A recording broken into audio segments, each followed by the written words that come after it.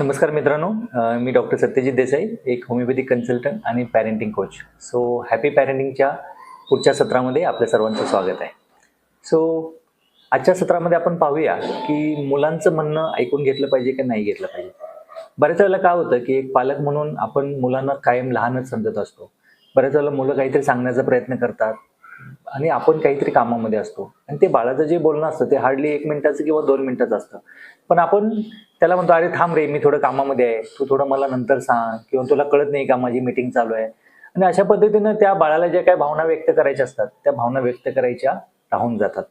मग काय होतं, हळू-हळू बाळ एकदा प्रयत्न करतं, दोनदा प्रयत्न करतं, पण वारंवार त्याला तशाच प्रकारचे जर अनुभव यायला लागले, तर ते बाळ हळू-हळू बोलणं बंद करतं आणि डिस्कनेक्ट व्हायला लागतं.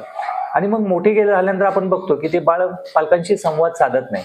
त्याचं जर मूळ कारण आपण पाहिलं तर जे आपण अलीकडच्या काळामध्ये जे बाळाकडे जे दुर्लक्ष केलंय किंवा त्याला जे निग्लेक्ट केले गेले, ती भावना त्याच्यामध्ये रुजलेली असते. सो फार वेळ लागत नाही मित्रांनो, 1 किंवा 2 मिनिटाचा विषय असतो. आपण त्या बाळांचं जे काही म्हणणं आहे ते व्यवस्थित जर ऐकून घेतलं तर त्या बाळाशी आपल्याला बॉन्डिंग बनवण्यासाठी किंवा एक कनेक्शन बनवण्यासाठी उपयुक्त होतं. धन्यवाद मित्रांनो. आजची टिप कशी वाटली मला जरूर कळवा आणि मला मेसेज करा. Happy parenting. थँक्यू.